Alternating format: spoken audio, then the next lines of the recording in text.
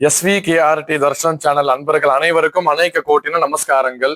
இன்னைக்கு நம்மளுடைய பதிவு என்னன்னு பார்த்தேன் அப்படின்னா, சூரிய பகவான் நம்மளுடைய ஜாதகத்துல எந்த இடத்துல இருந்தா எந்த மாதிரியான பலன்களை கொடுப்பார் அப்படிங்கிற மாதிரியான ஒரு விஷயம்.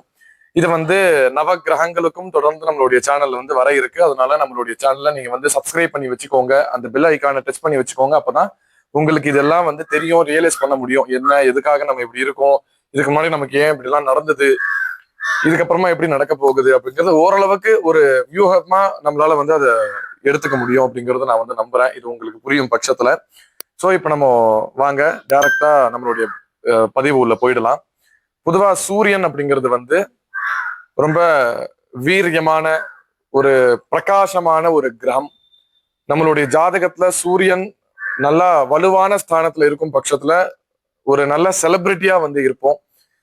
நம்ம எந்த இடத்துக்கு போனாலும் நமக்கான ஒரு நல்ல விஷயங்கள் நம்மளை தேடியே வரும். நம்மளை எப்பவுமே பிரகாசமா காமிக்கும். நம்ம எவ்வளவு பெரிய நெகட்டிவான இடத்துக்கு போனாலும் அங்க இருக்கிற நெகட்டிவ் நம்மளை விட்டு ஓடி போயிடும் அப்படின்ற மாதிரியான ஒரு பொதுவான பலன் அப்படிங்கிறது உண்டு. சூரியனுக்கு பொதுவா 9 கிரகங்களுக்கும் 3 நட்சத்திரங்கள் கொடுக்கப்பட்டிருக்கு நம்மளுடைய ஜோதிட சாஸ்திரத்துல. அப்படி பார்க்கும்போது கிருத்திகை, உத்திரம், உத்திராடம்ன்ற மாதிரியான 3 நட்சத்திரங்களும் உண்டு. இந்த நட்சத்திரத்துல இருக்கிறவாளுக்கும் இந்த மாதிரியான பலன்கள் ஓரளவுக்கு மேட்ச் ஆகும். அதே மாதிரி இப்போ சூரிய பகவான், உதாரணம் நான் லக்னத்துல இருந்து ஆரம்பிச்சு 12ஆம் வீட்டு வரைக்கும் சொல்றேன். மொத்தம் 12 ராசி இருக்கு இல்லையா? சோ இப்போ நம்மளுடைய லக்னம், நம்மளுடைய ராசியிலே சூரிய பகவான் இருக்காருன்னு வச்சுக்கோங்களேன்.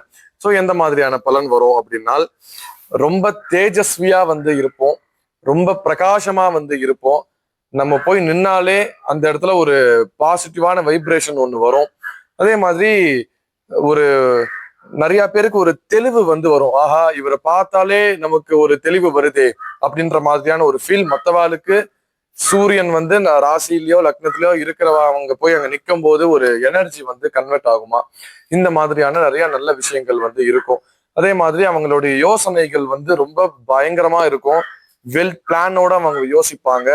அவங்களால எதுவுமே மூடி மறைக்க முடியாது, எல்லாமே ஓப்பனா தான் வச்சுப்பாங்க. அப்பதான் அவங்களுக்கு அது ஃபேவரபிளா அமையும். இது நம்மளுடைய ராசியிலே நம்மளுடைய லக்னத்திலே சூரியன் இருக்கும் பட்சத்தில் இருக்கக்கூடிய பலன்.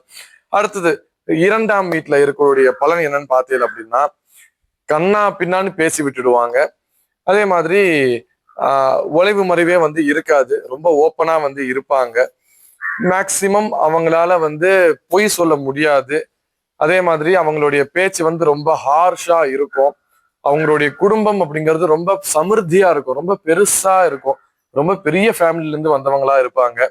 அவங்களுடைய ஃபேமிலி பேக்ரவுண்ட் அவங்களுக்கு ரொம்ப கை கொடுக்கும். அவங்களுடைய ஃபேமிலி மூலியமா அவங்க ஒரு நல்ல அந்தஸ்துல இருப்பாங்கன்ற மாதிரி இது மாதிரி நிறைய சொல்லலாம். அவங்களுடைய ஃபுட் ஹேபிட்ஸ் எல்லாமே ரொம்ப குவாலிட்டியான ஃபுட் ஹேபிட்ஸா தான் இருக்கும். சின்ன சின்ன கடைக்கு போய் சாப்பிட்ற மாதிரியான ஒரு மென்டாலிட்டியில இருக்க மாட்டாங்க. போனாலே ஒரு குவாலிட்டியான இடத்துக்கு தான் போகணும், பெரிய ஸ்தானத்துக்கு தான் இருக்கணும் போகணும். பேசுறதுல இருந்து இது எல்லாமே ரொம்ப பெரிய அளவுக்கு தான் இருப்பாங்களே. சோ இது 2ஆம் வீட்டுல சூரியன் இருக்கக்கூடிய பலன்.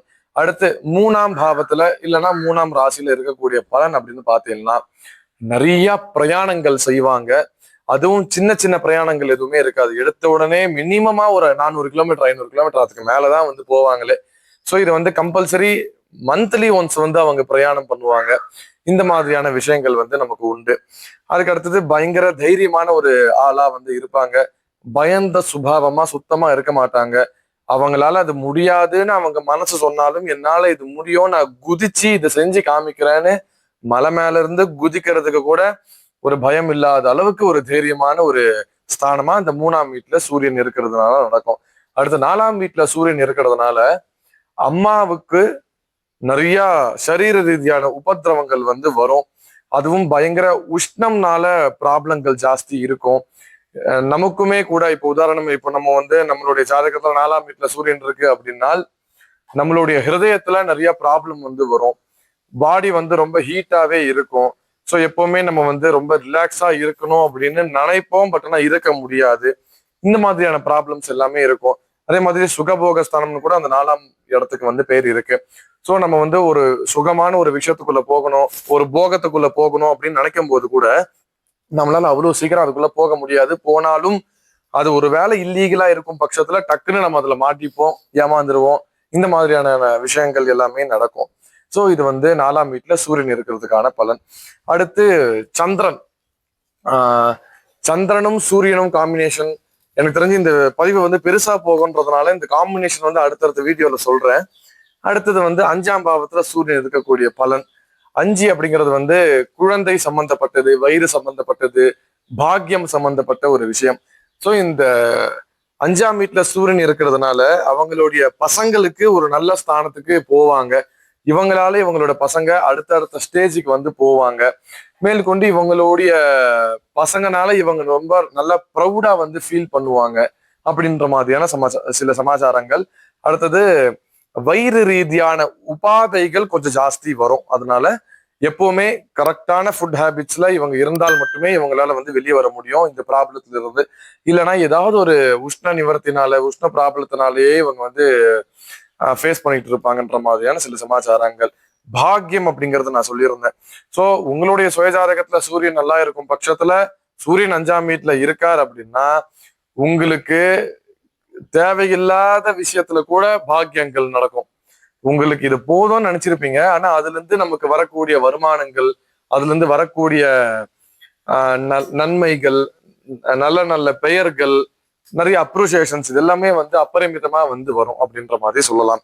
அடுத்து 6ஆம் வீட்டுல சூரியன் இருக்கிறதுனால நமக்கு வந்து இருக்கக்கூடிய சத்ருக்கள் எல்லாம் நிவர்த்தி ஆயிடும். நமக்கு எப்பவுமே சத்ரு உபாதைகளே வந்து இருக்காது.